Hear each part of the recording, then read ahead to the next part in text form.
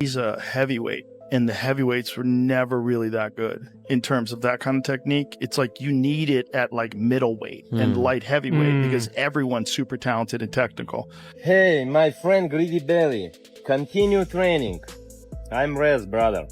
I know you hard work. It's good. Appreciate it. And that's why Fury is just a magnificent fighter, because Fury is from a gypsy background, and those boys are taught to fight at the age of 3-4 years. He is a heavyweight, but the heavyweights were never really that excellent for that kind of technique. Instead, you need to utilize medium weight and light heavyweight since everyone is so technically skilled. Hey, my friend Greedy Belly, keep training. I'm your brother, and I know how hard you work. I appreciate it, and that's why our Fury is such a great fighter. He comes from a gypsy family, and those guys are taught to fight when they are 3 or 4 years old. After seeing Tyson Fury's most recent training videos, Joe Rogan expressed doubts about Oleksandr Usyk's prospects of defeating Fury. Rogan emphasized Fury's stamina and recuperation abilities, but he also pointed out that Fury had worn down from earlier bouts, especially against Deontay Wilder, which he thinks may have made him more susceptible. Joe Rogan has underlined that success in boxing requires more than just being a heavyweight. Success requires technical skills and sophisticated strategies. When talking about Tyson Fury, Rogan noted that Fury stands out from other heavyweights due to his stature, agility, and mastery of boxing fundamentals. Fury has a profound understanding of the sport, as evidenced by his ability to control distance, use feints, and adapt mid-fight. His remarkable footwork for a man of his height and his ability to tie opponents up to nullify their offense are strategic advantages. Rogan finds Fury to be a difficult opponent in any fight because his boxing IQ enhances his physical advantages.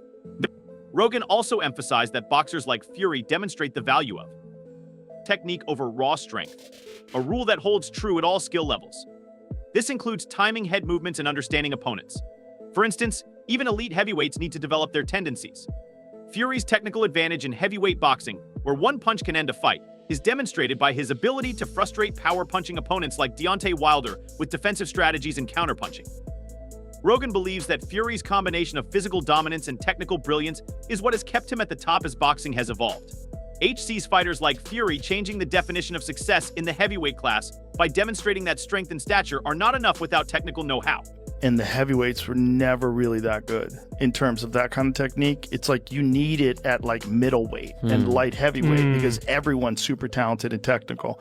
When you get up to the heavyweight division, it tends to be like a lower bar, you know, and so when you have an elite athlete like Joshua who's like fast and knockout power, he can excel without having the kind of technique that a guy like Lomachenko and Usyk were trained by the same guy. They were both trained by Lomachenko's father. So they both have extreme technique. And then you have Bivol and Bitterbeef that just fought. Same thing. Both like super Soviet style boxing, and you go, whoa, like this is technique, like really, really high level technique.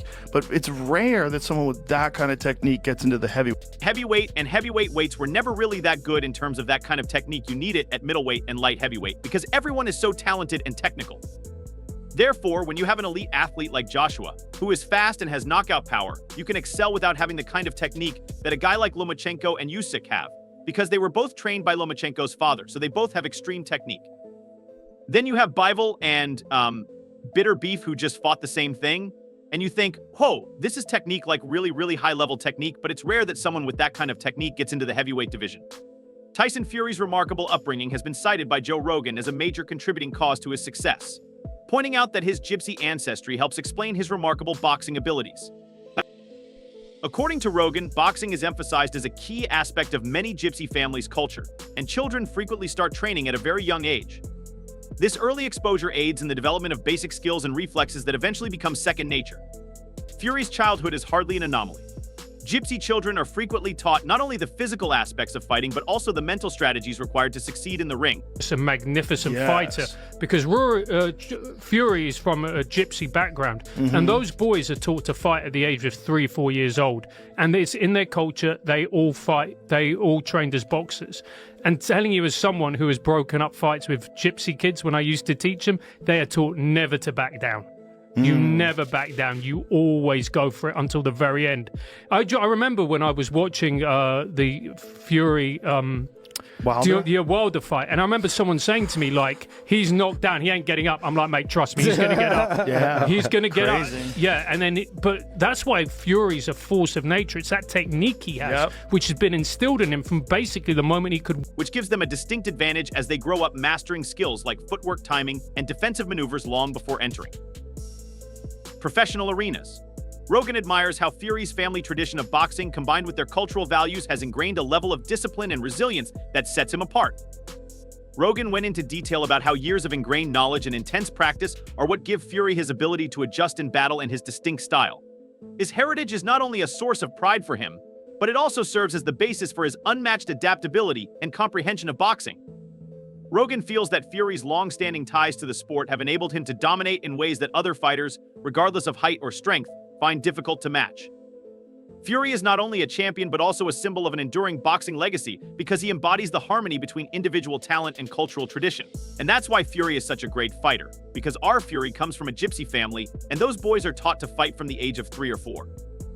They all train to be boxers, and as someone who has broken up fights with gypsy kids when I used to teach them, I can tell you that they are taught to never back down.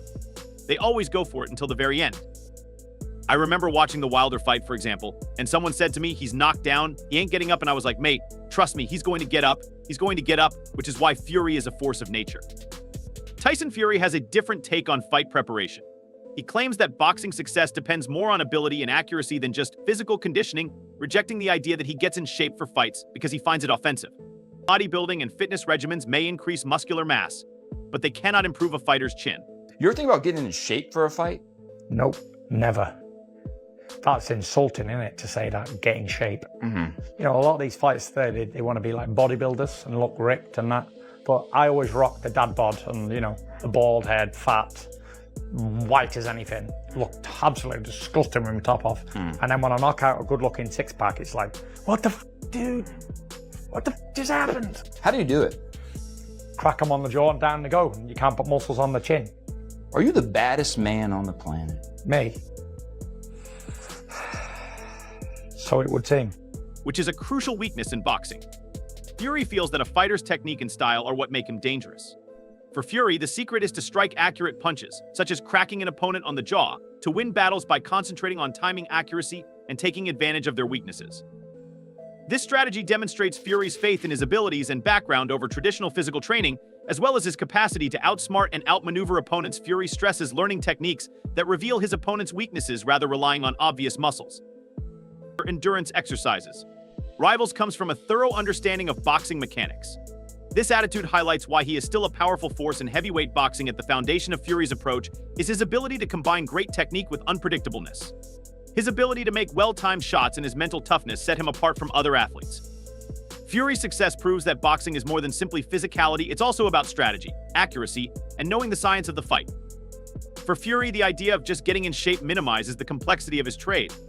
His supremacy in the ring serves as an example of how mastering boxing's tactical and technical elements may surpass physical strength alone.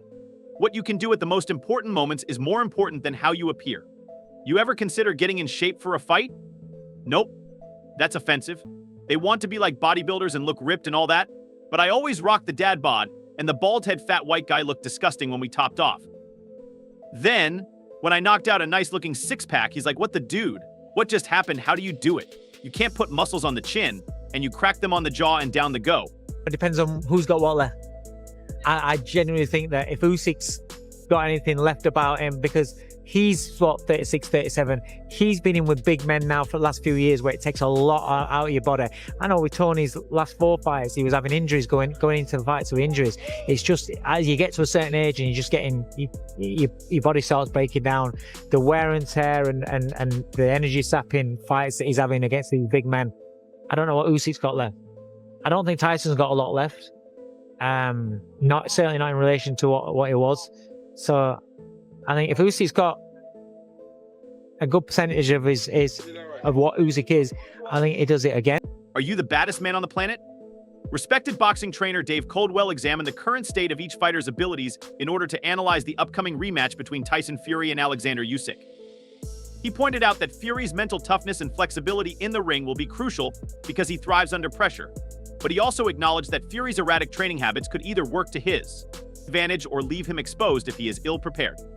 The Ukrainian's ability to maintain a relentless pace, create angles, and take advantage of openings makes him a formidable opponent, according to Coldwell, who views Usyk's technical mastery as his greatest advantage. Usyk's objective, according to Coldwell, will be to counter Fury's size and reach without compromising his own endurance. This is especially important because Fury's approach enables him to wear down lesser opponents over the course of the fight by applying his weight. The durability issue is what interests Coldwell so much about this rematch. Usyk has fought lesser opponents for the majority of his career, but adjusting to Fury's size and toughness could test his capabilities. Both men have had tough fights throughout their careers, but Fury's encounters with powerful punchers like Deontay Wilder may have worn him down. According to Coldwell, the fight will ultimately come down to execution Fury's ability to disrupt and dominate versus Usyk's discipline in sticking to his game plan. If Fury is successful in imposing his will early on, Usyk may find it difficult to find his rhythm, and if Usyk controls the tempo, Fury's endurance may be put to the test. Coldwell expects a fight where strategic adjustments and mental acuity will determine who emerges victorious as the undisputed champion. I think it's Tyson Fury's fight to lose. And what I mean by that, what we could see in the first fight, he was bigger, he was stronger, he was sharper from the outside, a lot of things than Usyk. I think he had a moment where he got complacent and he paid for it by losing the fight. You know, he lost the whole second half of the fight, including the knockdown, of course. However, the thing I cannot ignore is two things: the greatness of Oleksandr Usyk and the wars and the mileage on Tyson Fury. Mileage is something that we can't measure, and the greatness of Oleksandr Usyk, we can't measure that either. So I think the first fight we knew was 50-50. It really was a 50-50 fight. Same thing with the second one, but I'm willing to bet that Tyson Fury wins this one.